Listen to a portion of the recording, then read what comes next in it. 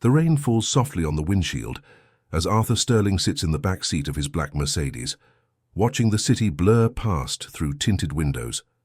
His fingers drum against the leather armrest, a rhythmic pattern that matches the hollow beating of his heart. 3 years have passed since the accident, 3 years since his world collapsed into ash and silence, yet the memory burns as fresh as yesterday. He closes his eyes and suddenly he's back there, back in the warmth of his old life, when laughter filled the corridors of his mansion and 2 voices would call out, "Dad!" every time he walked through the front door. Alex and Ben, his twin sons, 16 years old with their mother's gentle eyes and their father's stubborn determination. They were everything Arthur had worked for, everything that made the long hours and endless meetings worthwhile. Alex was the dreamer, always sketching in his notebook, creating worlds where heroes saved the day and love conquered all.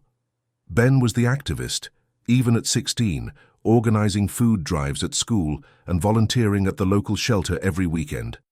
Together, they were Arthur's conscience, his moral compass, the light that guided him through the darkness of corporate America. He remembers that last Saturday morning, the morning that would become the last morning. The boys had burst into his study where he was reviewing quarterly reports, their faces flushed with excitement. "Dad, there's a homeless man outside the coffee shop," Alex had said, his voice urgent with compassion. "He looks so hungry, and it's getting cold." Ben had nodded vigorously, adding, "We have to help him, Dad. You always taught us that we're blessed so we can be a blessing to others." Arthur had looked up from his papers, ready to dismiss them with a promise to donate to charity later. But something in their eyes stopped him. These weren't children asking for pocket money or permission to stay out late. These were young men who had inherited his success, but chosen to use it for something greater than themselves. He had closed his laptop, put on his coat, and walked with them to the coffee shop. The homeless man's name was Carlos, and he had 3 children he hadn't seen in months. Arthur had bought him a meal, given him money, and watched as his sons sat with Carlos, listening to his story with the kind of attention that adults rarely gave to anyone, let alone a stranger living on the streets. "You raised good boys," Carlos had said to Arthur as they prepared to leave. "They're going to change the world someday." Arthur had smiled then, pride swelling in his chest like a warm tide. "They already have," he had replied. "They changed mine." That was the last conversation Arthur would have about his sons while they were still alive. 2 hours later, they were gone. The drunk driver had run the red light just as Alex and Ben were crossing the street, heading to their friend's house for a study session. They died instantly, the police had said, as if that was supposed to be some kind of comfort. Arthur had stood in the hospital corridor, staring at the white walls and fluorescent lights, feeling his soul drain away like water through a broken cup. The funeral was a blur of flowers and sympathy cards, of people telling him how sorry they were for his loss, how his boys were in a better place now. He had nodded and thanked them, but inside he was screaming. How could they be in a better place when this place, this world, still needed them so desperately? The months that followed were a descent into darkness that Arthur had never imagined possible. He threw himself into work with a vengeance, building walls around his heart with mergers and acquisitions, drowning his grief in the cold mathematics of profit and loss.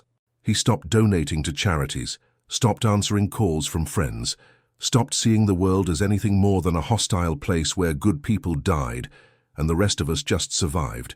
His wife, Margaret, had tried to reach him, but the accident had broken her too, and eventually she couldn't bear to live in the same house where their son's laughter still echoed in empty rooms.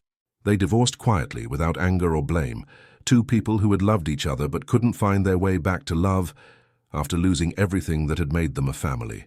Arthur sold the mansion and moved to a sterile penthouse apartment in Manhattan, a glass tower that kept the world at arm's length. He ate alone, slept alone, and walked through his days like a ghost haunting his own life. The man who had once stopped to help a stranger named Carlos now stepped over homeless people as if they were obstacles in his path. The man who had once been proud of his son's compassion now saw kindness as weakness, empathy as a luxury he could no longer afford. This is the Arthur Sterling who sits in the back of the Mercedes 3 years later, watching the rain fall on a city that has become as cold and grey as his heart. He's heading to another meeting, another deal, another opportunity to add zeros to a bank account that grows larger even as his soul grows smaller. He doesn't know that today will be different. He doesn't know that in 20 minutes he'll see something that will crack the ice around his heart and remind him who he used to be. He doesn't know that today his dead sons will speak to him one more time. If you've ever lost someone who shaped who you are, someone whose voice still guides you even in silence, then you understand the journey Arthur is about to take. Subscribe to Love Reunion Stories, where we explore how love transcends death, how grief can become a teacher, and how the people we've lost sometimes return to us in the most unexpected ways. The Mercedes pulls up to the curb outside the Meridian Tower, and Arthur steps out into the late afternoon chaos of Fifth Avenue. The city moves around him like a river of strangers, each person locked in their own private world of deadlines and destinations. He's learned to navigate this river without really seeing it, to walk through crowds without connecting to anyone, to exist in a space between the living and the dead. His Italian leather shoes click against the wet pavement as he strides toward the building, his mind already focused on the contract, waiting in the conference room on the 42nd floor.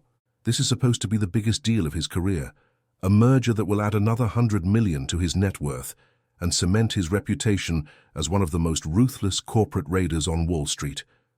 But as he reaches for the glass doors of the lobby, something makes him pause. Across the street, outside a small family restaurant called Mama Rosa's, a woman is kneeling on the sidewalk beside two small children.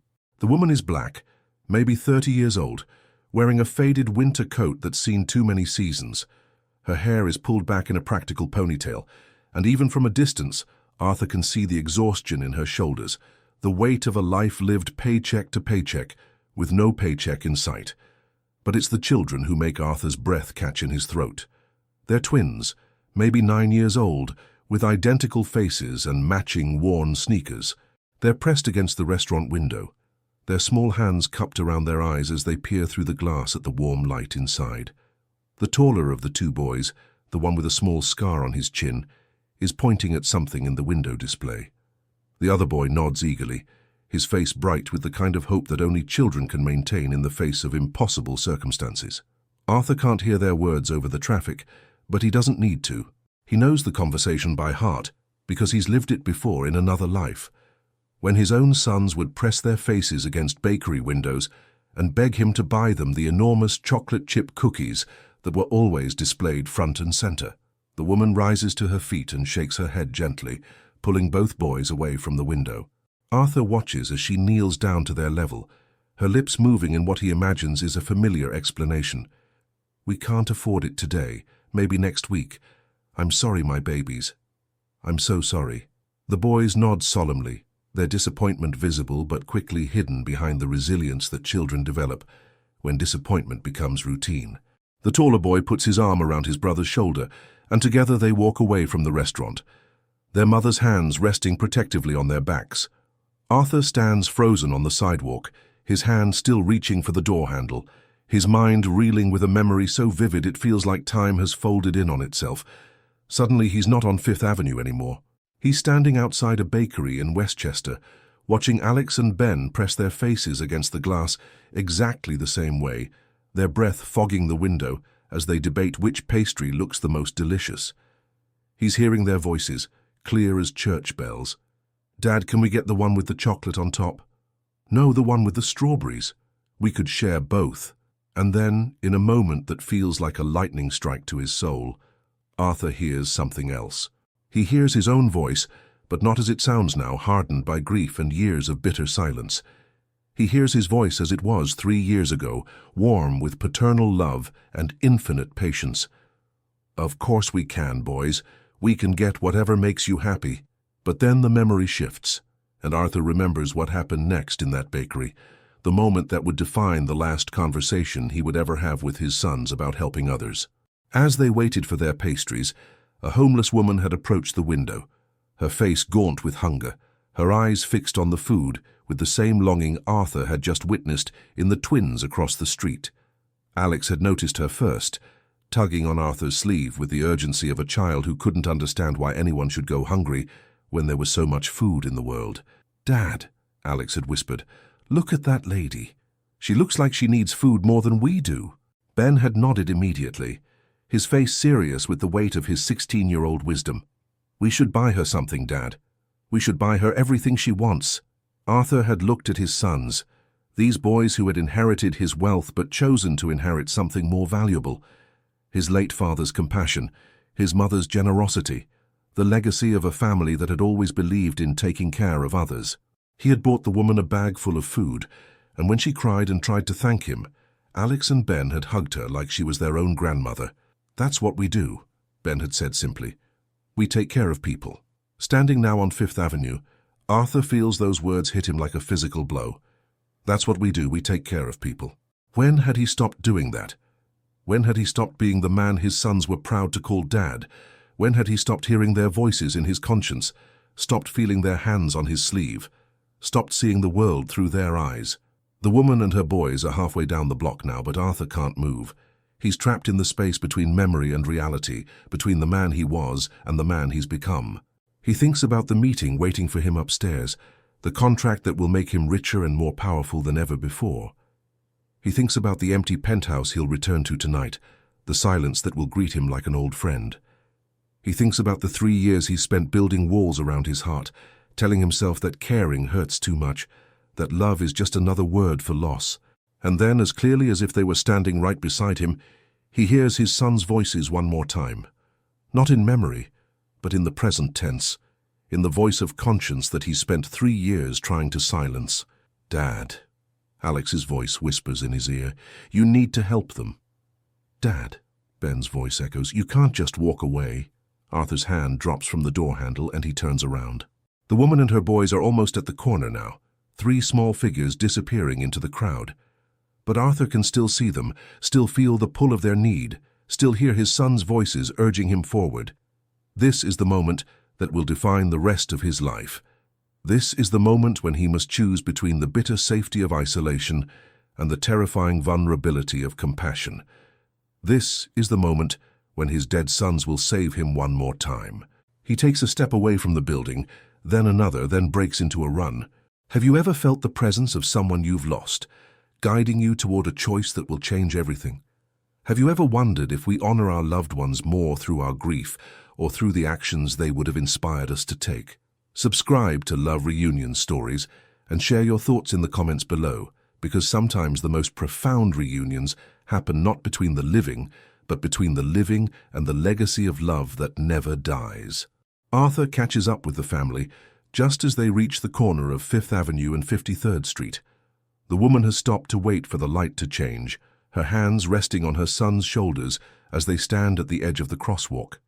Up close, Arthur can see the details that distance had obscured, the careful way she's darned a hole in the taller boy's sweater, the pride in her posture despite her circumstances, the love that radiates from her every gesture toward her children.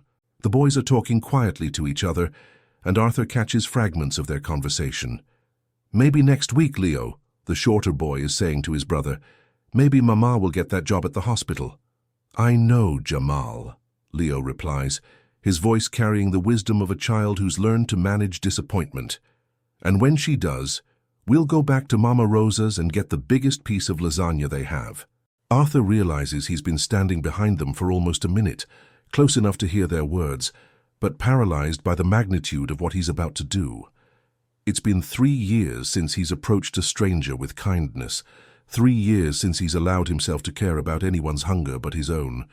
His heart is pounding so hard he's sure they can hear it, and his hands are shaking like a teenager on his first date. But then he hears Alex's voice again, as clear as if his son were standing right beside him. "Dad, don't be scared. Being scared is just another word for caring." Arthur takes a deep breath and steps forward. "Excuse me," he says, his voice rough from disuse but gentle in the way he remembers speaking to his own children. The woman turns, and Arthur sees her face clearly for the first time. She's younger than he thought, with kind eyes that have seen too much hardship but haven't lost their capacity for hope. There's a moment of wariness in her expression, the instinctive caution of someone who's learned that when strangers approach you on the street, it's rarely good news. "I'm sorry to bother you," Arthur continues, his voice growing stronger with each word.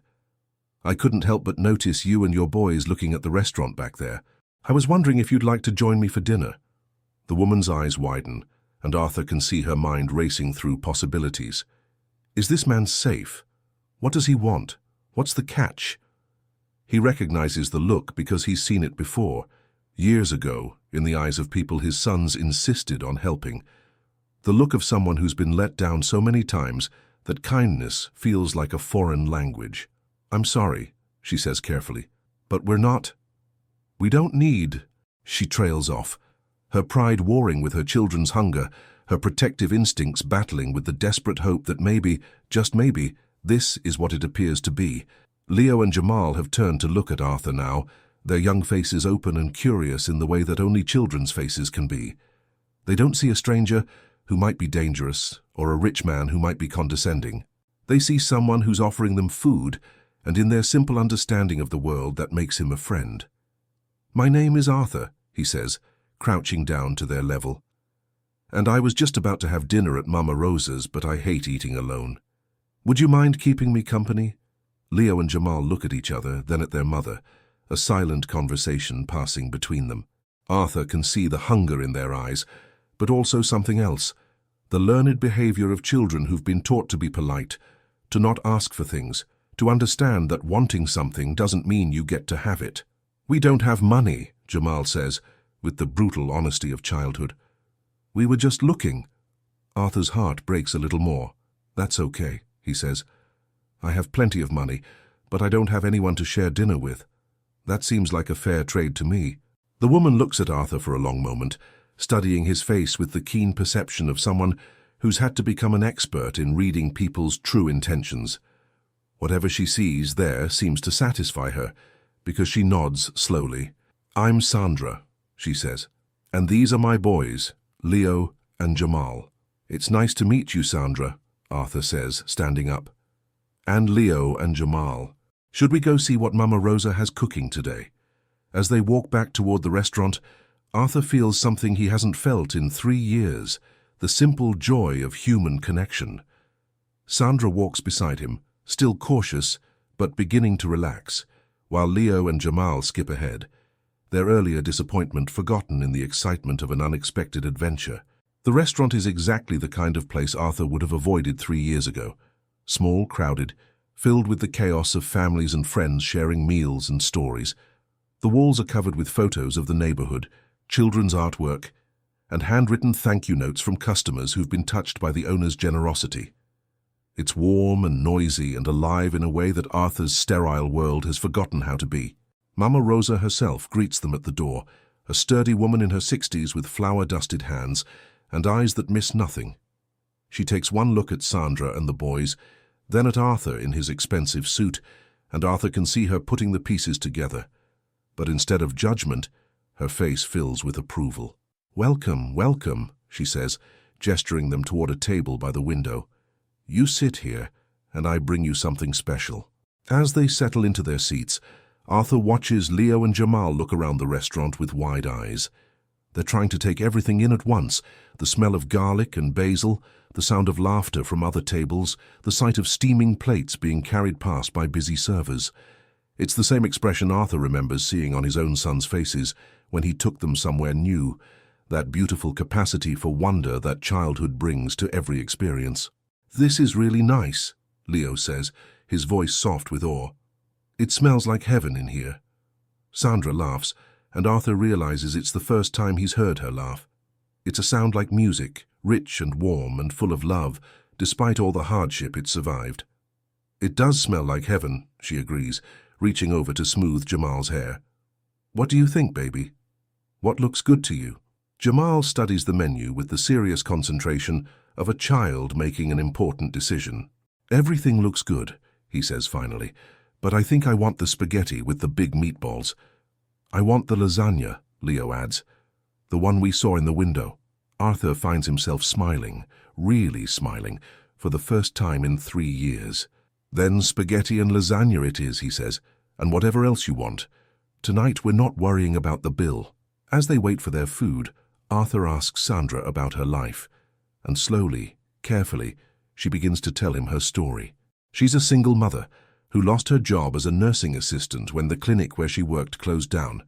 She's been looking for work for 2 months, but every potential employer wants references from her previous job, and her previous employer has disappeared along with the clinic.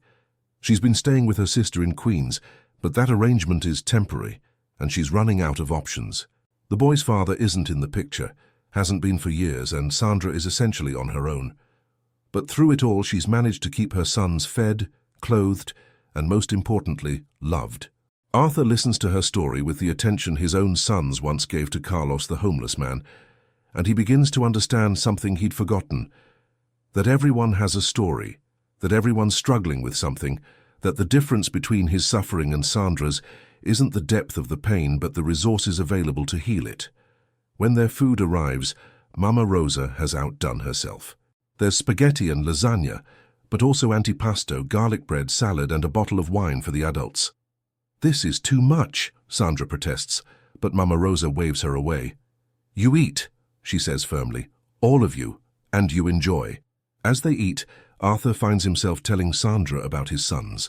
It's the first time he's talked about Alex and Ben to anyone except his therapist, and the words come slowly at first, then faster, like water breaking through a dam. He tells her about Alex's drawings and Ben's activism, about their compassion and their laughter, about the way they used to fill his house with noise and joy. He tells her about the accident, about the 3 years of grief that followed, about the way he'd closed his heart to the world because keeping it open hurt too much.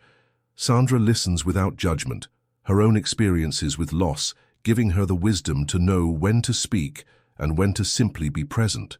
Leo and Jamal listen too, their young faces serious as they begin to understand that this kind stranger who bought them dinner has his own story of sadness, his own reasons for needing their company as much as they needed his generosity.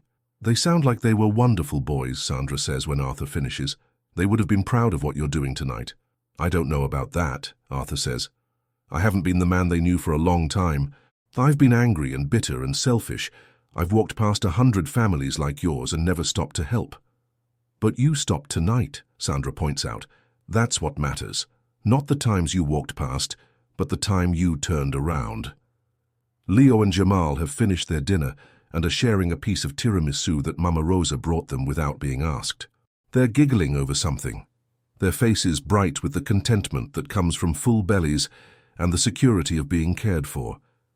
Arthur watches them and feels something stirring in his chest, something he thought had died with his sons. "What if I told you I wanted to help you find a job?" Arthur says suddenly. "I know people in healthcare, people who are always looking for good nursing assistants. I could make some calls." Sandra's eyes fill with tears. "Why would you do that? You don't even know us." "Because my sons would have wanted me to," Arthur says, "because they're not here to help you themselves, but maybe I can help you for them." The conversation that follows changes everything. Arthur learns that Sandra has a degree in nursing, but has never been able to afford to take the licensing exam. He learns that Leo wants to be a doctor when he grows up, and Jamal wants to be a chef. He learns that despite everything they've been through, this family hasn't lost hope, hasn't stopped believing in the possibility of better days. By the time they leave the restaurant, Arthur has exchanged phone numbers with Sandra and promised to call her in the morning with information about job opportunities. He's also done something else, something that surprises even him. He's invited them to come to his apartment the next Sunday for dinner. "I'm not much of a cook," he admits, "but I can order from very expensive restaurants." Sandra laughs, and this time there's no reservation in the sound, no caution or worry. "We'd love that," she says. "Wouldn't we, boys?" Leo and Jamal nod enthusiastically, and Arthur feels his heart expand with a warmth he'd forgotten was possible. As they part ways on the street corner, Arthur watches Sandra and her boys walk toward the subway station. They're the same 3 people who were looking through the restaurant window 2 hours ago, but somehow they look different now. They walk taller, move with more confidence, carry themselves like people who know they're not alone in the world. Arthur realizes that he feels different too. The weight that's been pressing down on his chest for 3 years hasn't disappeared, but it's shifted somehow, become more manageable. The grief is still there, but it's no longer the only thing he can feel. For the first time since the accident, he can imagine Alex and Ben looking down at him and smiling. That night, Arthur doesn't go back to his empty penthouse. Instead, he walks through the city, really seeing it for the first time in years. He sees the homeless man outside the subway station, the tired waitress finishing her shift at the diner, the construction worker heading home after a 14-hour day. He sees the struggle and the hope, the loneliness and the connection, the thousand small dramas that play out on city streets every day. He sees the world his sons would have wanted him to see. The next morning, Arthur does something he hasn't done in 3 years. He cancels all his meetings and spends the day making phone calls. He calls his contacts in the healthcare industry, his friends who run non-profits, his acquaintances who might know about job opportunities for someone with Sandra's skills. By noon, he has 3 solid leads, and by evening, he has set up interviews for Sandra with 2 different hospitals. But he doesn't stop there. Over the next few weeks, Arthur throws himself into helping Sandra and her boys with the same intensity he once brought to corporate mergers. He pays for Sandra's licensing exam, helps her buy professional clothes for her interviews, and even offers to provide a reference from his own company. When she gets the job at Mount Sinai Hospital, he celebrates with them at Mama Rosa's, watching Leo and Jamal cheer for their mother with the pure joy that only children celebrating their parents' success can achieve. But the most important thing Arthur does isn't about money or connections or influence. The most important thing he does is show up. He shows up for Sunday dinners at his apartment, where he learns to cook simple meals and listens to Leo practice his multiplication tables and helps Jamal with his reading. He shows up for Leo's soccer games and Jamal's school plays. He shows up when Sandra's car breaks down and when she needs someone to watch the boys during a late shift. He shows up not as a benefactor or a charity case, but as a friend, as someone who cares about their lives and their dreams and their daily struggles. 6 months after that first dinner at Mama Rosa's, Arthur makes a decision that would have been unthinkable a year earlier. He's sitting in his office, looking at the contract for another corporate acquisition, when he realizes that the numbers on the page mean nothing to him anymore. The deal will make him $50 million, but it will also put 300 people out of work, and he finds that he can't sign his name to something that would cause that much suffering. Instead, he calls his lawyer and tells him to start drawing up papers for a different kind of venture. The Alex and Ben Foundation for Family Support is launched 3 months later, with Arthur as the founding donor and Sandra as the program coordinator. The foundation provides emergency assistance to families in crisis, helps single parents find stable employment, and offers scholarships to children who show academic promise but lack financial resources. The foundation's first office is in a small building in Queens, not far from where Sandra and her boys live. On the wall of the main conference room, Arthur hangs a photo of Alex and Ben, not a formal portrait but a candid shot of them volunteering at a soup kitchen the Christmas before they died. Underneath the photo, he places a small plaque with the words Ben spoke that day in the bakery. That's what we do. We take care of people. The foundation grows quickly, fueled by Arthur's business connections and his newfound passion for the work. Within a year, they've helped more than 100 families, provided job training for dozens of single parents, and sent 23 children to college. Arthur finds himself working longer hours than he ever did in corporate America, but for the first time in his adult life, he goes to bed each night feeling like he's accomplished something meaningful. He's not trying to replace his sons or fill the hole their deaths left in his life. He's trying to honor them by becoming the man they always believed he could be. 2 years after that first meeting on the street corner, Arthur is invited to speak at a conference for non-profit leaders. Standing at the podium, looking out at an audience of people who've dedicated their lives to helping others, he tells the story of how he lost his sons and found his purpose. He talks about the 3 years he spent in darkness, convinced that caring was too dangerous, that love was just another word for eventual loss. And then he talks about the moment that changed everything. The moment he saw 2 little boys looking through a restaurant window and heard his dead son's voices telling him to stop, to turn around, to remember who he used to be. I thought I was honoring my sons by keeping my grief pure, he says. I thought that if I stopped helping people, if I stopped caring about anyone else's pain, then somehow my own pain would mean more. But I was wrong. I wasn't honoring them. I was abandoning them.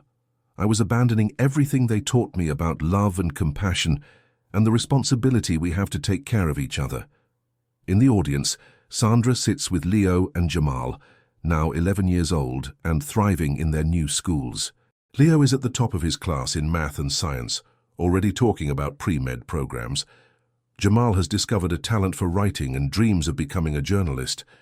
Sandra has been promoted to head nurse in her department and has started taking evening classes to become a nurse practitioner. They are Arthur's chosen family now, not because he's trying to replace what he lost, but because love doesn't work that way. Love doesn't replace, it multiplies.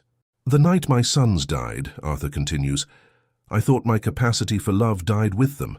I thought I could keep them alive by keeping my heart closed, by refusing to let anyone else matter to me. But love isn't a finite resource that gets used up when people die. Love is renewable. It grows stronger when we share it, not weaker. My sons didn't die so I could stop loving. They died so I could learn to love better, deeper, more completely than I ever had before. After the speech, Arthur is approached by dozens of people who want to thank him for his words, to tell him their own stories of loss and recovery, to share their own experiences of finding light in darkness. He listens to each one with the attention Sandra once showed him, with the compassion his sons taught him, with the understanding that everyone carries invisible wounds and everyone deserves to be heard. That night, Arthur returns to his apartment in Manhattan, but it's not the sterile penthouse he once called home. 6 months earlier, he'd moved to a brownstone in Brooklyn, closer to Sandra and the boys, closer to the Foundation's offices, closer to the life he's built from the ashes of his grief. The walls are covered with photos now, pictures of Alex and Ben, but also pictures of the families the Foundation has helped, drawings that Leo and Jamal have made for him, thank you notes from scholarship recipients, moments of joy captured and preserved. He sits in his living room, surrounded by the evidence of a life lived in service to others, and he feels his son's presence more strongly than he has since the day they died. Not as ghosts haunting his guilt, but as guides lighting his path forward. He takes out his phone and calls Sandra, who answers on the second ring. "How did it go?" she asks, and he can hear the boys laughing in the background, probably watching a movie or playing a game. "It went well," Arthur says. "I told them about you and the boys. I told them about that first night at Mama Rosa's. I told them how you saved my life by letting me save yours." Sandra laughs. "I think you have that backwards," she says. "You saved ours." "No," Arthur says, looking at the photo of Alex and Ben on his mantel. "We saved each other. That's what families do." 5 years have passed since Arthur Sterling first saw 2 little boys looking through a restaurant window and heard his dead son's voices telling him to stop. The Alex and Ben Foundation has grown into one of the most respected family service organizations in New York, with satellite offices in 3 other cities and plans to expand nationwide. Arthur serves as the chairman of the board, but he's also hands-on in ways that surprise people who knew him in his corporate days. He knows the names of every family the foundation serves, attends every graduation ceremony for their scholarship recipients, and shows up at every emergency call when a family needs immediate help. Sandra has completed her nurse practitioner degree and now runs the Foundation's health and wellness programs, providing medical care and health education to underserved communities. Leo is 16 now, the same age Alex and Ben were when they died, and he volunteers at the Foundation every weekend, helping younger children with their homework and tutoring them in math and science. Jamal is 15 and has started a blog about social justice issues that has gained a following among young activists across the country. Arthur looks at these boys he's watched grow up, and he sees his own sons in their compassion, their intelligence, their commitment to making the world better. Not because he's projecting or trying to recreate what he lost, but because goodness recognizes goodness, because love calls to love across all boundaries of blood and loss and time. On a warm Sunday evening in May, Arthur sits on the stoop of his Brooklyn brownstone, watching Sandra, Leo and Jamal play basketball in the small court across the street. Other families have joined them, turning the game into a neighborhood gathering that will probably last until dark. This is the life Arthur never imagined he could have after losing his sons. Not a replacement for what was taken from him, but something new and beautiful built on the foundation of what they taught him. His phone buzzes with a text message from one of the Foundation's scholarship recipients, a young woman named Maria, who's about to graduate from medical school. "Thank you for believing in me," the message reads. "I start my residency at Children's Hospital next month. I'm going to be a pediatric oncologist. I want to help kids the way you helped me. Arthur smiles and types back, "Alex and Ben would be so proud. I know I am." As the sun sets over Brooklyn, Arthur feels a profound sense of peace. Not the peace of forgetting or moving on, but the peace of integration, of finding a way to carry his grief and his love forward together. He will never stop missing his sons. He will never stop wishing he could hug them one more time, hear their voices one more time, tell them one more time how proud he is of the men they were becoming. But he has learned that grief doesn't have to be the end of the story. It can be the beginning of a new chapter, a chapter written in honor of those we've lost, in service to those who still need our help, in recognition of the truth that love is stronger than death, and that the best way to keep someone's memory alive is to live the values they taught us. Sometimes the most powerful reunions aren't between people who are physically present, but between the living and the legacy of those who came before. Sometimes we find our lost loved ones not in memories or dreams, but in the faces of strangers we choose to help, in the voices of children we choose to mentor, in the communities we choose to serve. Arthur Sterling lost his sons in a car accident 5 years ago, but tonight, surrounded by the family he's built from love and loss and second chances, he knows that Alex and Ben are still with him, still guiding him, still teaching him how to be the man they always believed he could become. The foundation continues to grow, touching more lives each year, creating ripples of hope that spread far beyond what Arthur could have imagined when he first stopped on that street corner. Last month, they opened their 4th location, this one in Detroit, where the need for family support services is overwhelming, but so is the community's resilience and determination. Arthur traveled there for the opening ceremony, and as he cut the ribbon, he thought about how his sons would have loved this moment, how they would have insisted on meeting every family the new office would serve, how they would have volunteered to help with the first week's operations. The foundation's success has brought Arthur recognition he never sought, but has learned to use for good. He's been featured on magazine covers, invited to speak at conferences around the world, and asked to advise other wealthy individuals who want to transition from profit-driven careers to purpose-driven philanthropy. But the moment that matters most to him happens every Tuesday evening, when he tutors kids at the Foundation's homework help program. Sitting around a table with 8-year-olds struggling with multiplication tables and 12-year-olds writing their first essays, Arthur feels closest to his sons, closest to the values they embodied, closest to the man he was always meant to be. One particular Tuesday, a little girl named Essence asks him why he started the foundation. She's 7 years old, with pigtails and a gap-toothed smile, and she's been coming to the program for 3 months while her grandmother works 2 jobs to keep their family afloat. Arthur kneels down to her level, the same way he knelt down to Leo and Jamal that first day, and he tells her about Alex and Ben. He tells her about 2 boys who taught their father that the most important thing you can do in life is take care of other people, and how even when those boys went to heaven, their father still tries to do what they would have wanted him to do.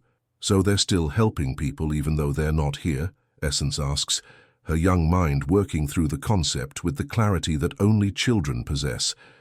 Yes, Arthur says, his voice thick with emotion. They're still helping people through everyone who remembers what they taught us about kindness.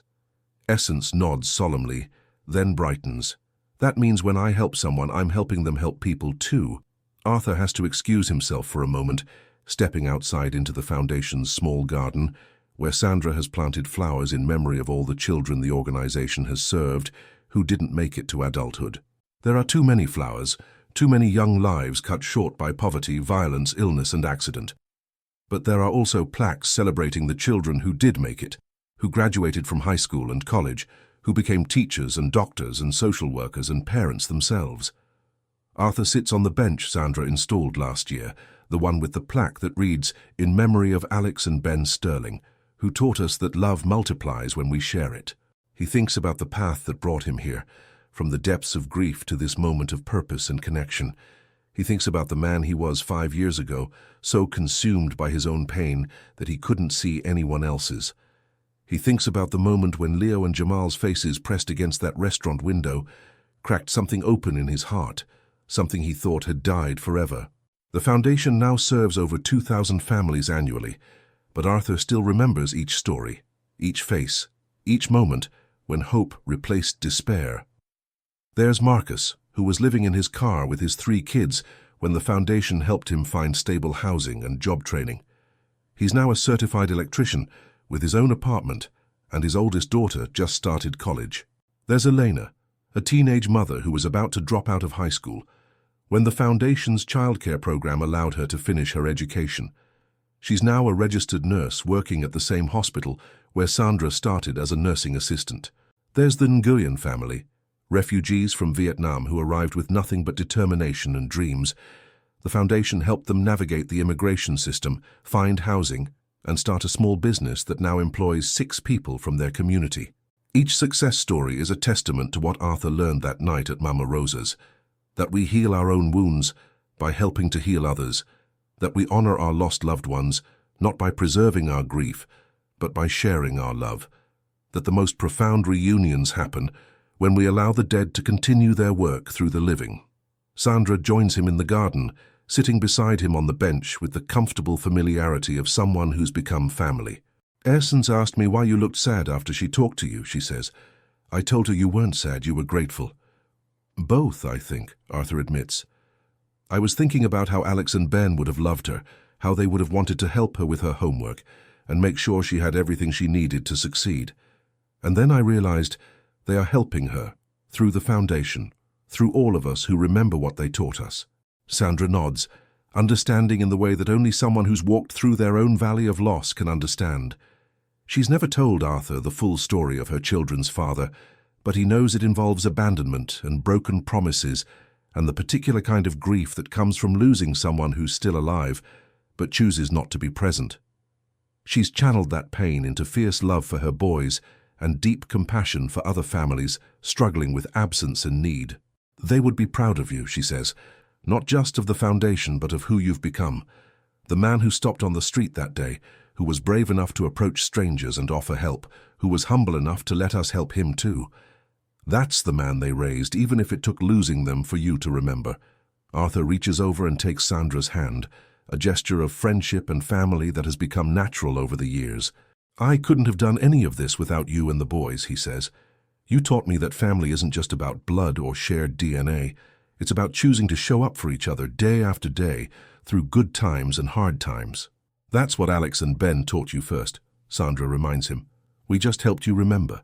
As they sit in the garden, watching the sun set behind the city skyline, Arthur feels the presence of his sons in the evening breeze, in the laughter of children playing in the foundation's recreation room, in the quiet satisfaction of a day spent in service to others. He knows that grief will always be part of his story, that there will always be moments when the loss hits him like a physical blow, when he sees a father with his teenage sons and has to step away to catch his breath. But he also knows that grief and joy can coexist, that love transcends death, that the most powerful way to keep someone's memory alive is to live the values they embodied. Tonight, Arthur will go home to his brownstone, where Leo and Jamal are probably finishing their homework at the kitchen table while they wait for him to help them practice for their upcoming debate tournament. Sandra will stop by around 8 with takeout from the Thai restaurant they've all become addicted to, and they'll spend the evening talking about their days, planning the weekend, arguing about what movie to watch, being the kind of ordinary, extraordinary family that Arthur never thought he'd have again. Before bed, Arthur will do what he's done every night for the past 5 years. He'll look at the photo of Alex and Ben on his nightstand and tell them about his day. He'll tell them about Essence's question and Marcus's promotion and Eleanor's acceptance to graduate school. He'll tell them about the new families the foundation is serving and the volunteers who've joined their mission and the donors who've made it possible to expand their reach. He'll tell them he loves them and misses them and is trying every day to be worthy of the values they taught him. And in the quiet of his room, surrounded by the evidence of a life rebuilt on the foundation of love and service, Arthur will feel his sons' presence not as ghosts from the past, but as guides for the future, not as memories that make him sad, but as inspiration that makes him stronger. The Alex and Ben Foundation for Family Support has become more than Arthur ever dreamed when he first conceived it in his grief and determination to honor his sons. It has become a living memorial to the power of compassion, a testament to the truth that our greatest tragedies can become the source of our greatest contributions to the world.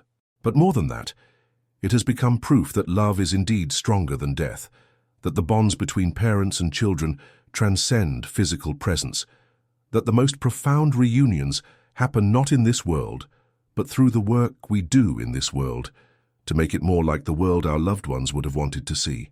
Arthur Sterling lost his sons in a car accident 5 years ago, but he found them again in every child the foundation helps, in every family that finds stability and hope, in every act of kindness that ripples out from the stone thrown into the pond of human need. He found them in Sandra's strength and Leo's ambition and Jamal's creativity. He found them in Essence's questions and Marcus's determination and Elena's success. He found them in the truth that when we love someone deeply enough, when we learn from them completely enough, when we honor them consistently enough, they never really leave us at all.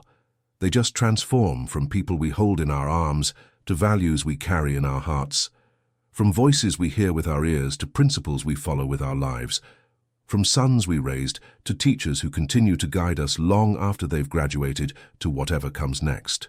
And sometimes on quiet evenings in foundation gardens, in the laughter of children who have enough to eat because strangers chose to care, in the gratitude of mothers who found work because someone remembered what it means to help, in the ordinary miracles of love multiplied and shared, Arthur Sterling hears his sons' voices one more time, not in memory, but in the present tense, not in the past, but in the eternal now of love that continues, love that creates, love that reunites us with everything we thought we had lost forever. If you believe that love transcends death, that our greatest losses can become our greatest gifts to the world, that sometimes we have to lose everything to find what truly matters, then this story is for you. Subscribe to Love Reunion Stories, hit that like button if this touched your heart, and share your own stories in the comments below about how you've found your lost loved ones in the kindness you show to others, because the most beautiful reunions don't happen when people come back to life. They happen when people who are gone continue to live through the love they taught us to give.